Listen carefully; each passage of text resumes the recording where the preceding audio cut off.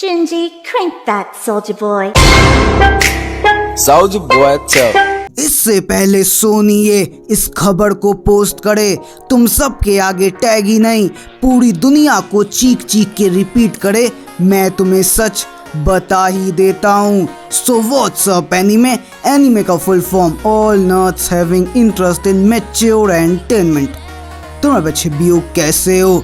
देखो यारो, सोनी ए की latest Hindi dub anime movie jutsu Kaisen 0 एक नॉर्मल रिलीज नहीं था, एक नॉर्मल सरगमस्टांसेस में आई एनीमे नहीं बन पाई थी। इसको non national holiday, non weekend, late night show मिला, पर इन सब के बावजूद जो व्यूज कमाए, जो व्यूज लाए, जो लाइव लोगों ने प्यार दिया, उसके बाद ये एनीमे एक non national holiday, non weekend release के मामले में नंबर 1 पे आ चुकी है। मोस्ट व्यूड में अपना नाम दर्ज करवा चुकी है। और आज की वीडियो में यही बात होगी कि म्यूज इंडिया की लेटेस्ट हिंदी डब एनीमे रीमॉन्स्टर की डबिंग कैसी है, नेटफ्लिक्स का latest Hindi dub the summer Hikaru dive किस लेवल पे गया है, और फाइनली जुत्सु काइसन 0 क्या करने वाला है। तो वीडियो को पूरा एंड तक देखना, लाइक शेयर सब्सक्राइब तुम्हें पता है तुम्हें क्या करना है, और साथ ही साथ यार इंस्टा पे फॉलो याद से जरूर मार देना।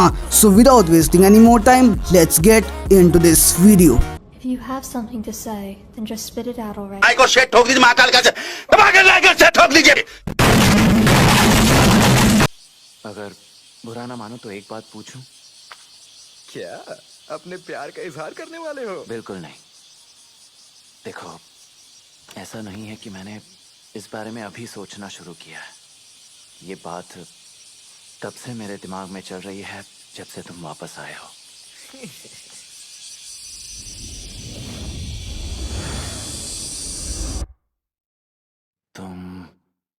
तुम हिकारू नहीं हो, मैंने सही कहा ना? भाई तुम डेप्थ देख रहे हो, इस डेप्थ को महसूस कर पा रहे हो, उस बात की गहराई को, उसके अंदर छुपे हर एक बात को तुम महसूस कर पा रहे हो। तुम मानोगे नहीं, पर अनिकेत भाई ने अपनी जान फूंक दी है, विनीत कुमार भाई ने आग लगा दी है। जो ये डबिंग हुई है, जो नेटफ्लिक्स ने करवाई है, जो वॉइस एक्टर चूज किए हैं, उन्होंने जो परफॉर्म किया है, जो एक्टिंग की है, जो डायलॉग्स मिले हैं, भाई मजे नेक्स्ट लेवल पे आ रहे हैं। नेटफ्लिक्स ऐसे ही पीक नहीं है, और वो हर बार खुद को इम्प्रूव करके, बेटर करके, चीज़ों को ओरिजिनल के टक्कर में लाके हमें बार बार प्रूव करता है कि बाप कौन है। और ये डबिंग सच में फायर है। अगर तुम्हें ये सुन के भी मन नहीं कर रहा ना भाई, तुम्हें कुछ भी नहीं हो सकता। चलो आओ, मैं तुम्हें डबिंग सुनाता हूँ हमारे म्यूज इंडिया का लेटेस्ट हिंदी डब रीमॉन्स्टर का। मुझे शुक्रिया मत कहो, जितना खाया है उस हिसाब से उतना शिकार करके लौटा दो। समझे? शिकार करके लौटा दें? आप हमसे ऐसा क्यों कह रहे हैं? क्या हुआ, देखकर मजा नहीं आया? हम पे एहसान कीजिए।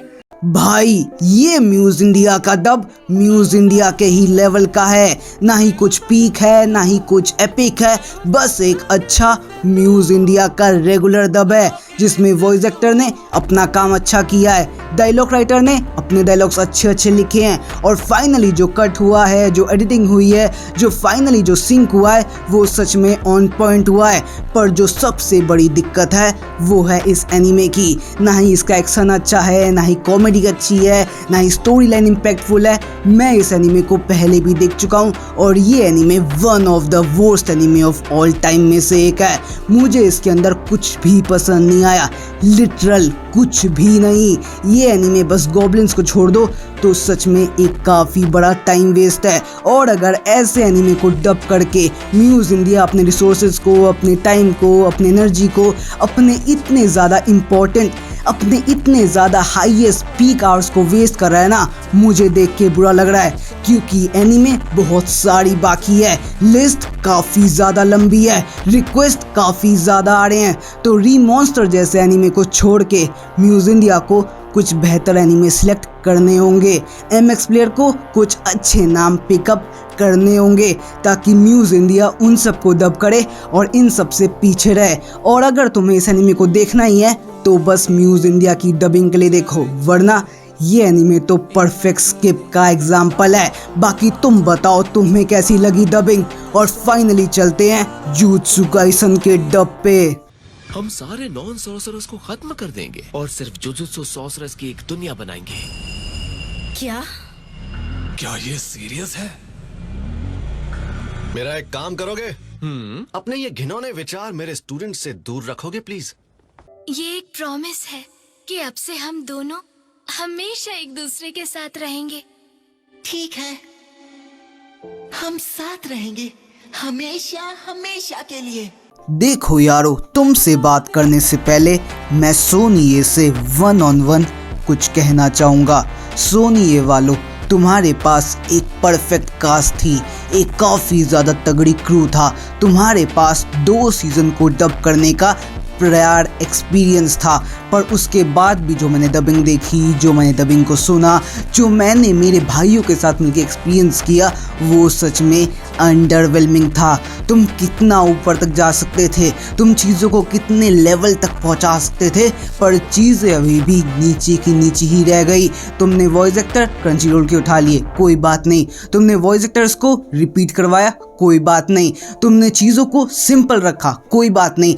पर आखिर में जो डायलॉग्स होने चाहिए, उनके अंदर जो इम्पैक्ट आना चाहिए, उनके साथ हमें जिस तरीके से कनेक्ट होना चाहिए और वो क्रिंज वाली फील नहीं आनी चाहिए, उनमें से किसी भी चीज़ को तुम करने में सफल नहीं हो पाए, तुम कामयाब नहीं हो पाए। हमें देखते हुए बार बार फील आता है कि कितनी जल्दबाजी हुई है, कितना रस हुआ है, कितना फास्ट काम किया गया है, की पॉलिशिंग बिल्कुल भी नहीं हुई है। अगर मैं रीका और यूटा के वॉइस एक्टर्स को छोड़ दूं तो बड़े बड़े बंदे, बड़े बड़े लेजेंड लोहित भाई जैसे लोगों से भी तुम अच्छा काम नहीं निकलवा पाए हो। और ये देख के मुझे दिल पे लगता है, दर्द होता है। तुमने इतना पैसा लगाया, इतना टाइम लगाया, इतनी एनर्जी लगाई, इतने लोगों को कॉन्टेक्ट किया, इतना प्रोमो किया, इतना ऐड किया, उसके बाद भी जो तुम प्रोडक्ट निकाल रहे हो उसमें अगर तुम इतना सा भी ध्यान नहीं दे पा रहे हो तो मैं क्या कहूँ। क्योंकि यही चीज़ फ्यूचर में जियो हॉटस्टार पे आएगी, वहाँ से बाकी की पब्लिक तक भी पहुँचेगी।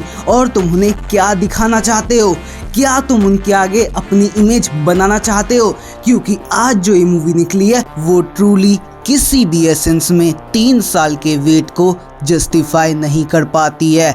ऐसा फील होता है जैसे मिल्किंग के लिए, पैसों के लिए, जियो हॉटस्टार के डील के लिए सोनीए ने ये सारा काम जल्दबाजी में किया है। और कोई और एनीमे होती, कोई और प्रोडक्ट होता, कोई भी और चीज़ होती तो मैं नज़रअंदाज कर देता, इसको गिव इट अ शॉट कह देता। पर क्योंकि ये JJK है, इससे पहले डीमन स्लेयर बर्बाद हुआ, तो मैं इसके लिए काफ़ी ज़्यादा कॉशियस था। और मेरा कॉशन से चीज़ों को देखना, उसके लिए आगे बढ़ना, तुम्हारे आगे खुल के बोलना, ये सब उसी का ही नज़रिया है। वरना मेरा क्या है, मैं भी कह दूं कि जाओ सपोर्ट करो, पर क्या मुझे अंदर से खुशी मिली?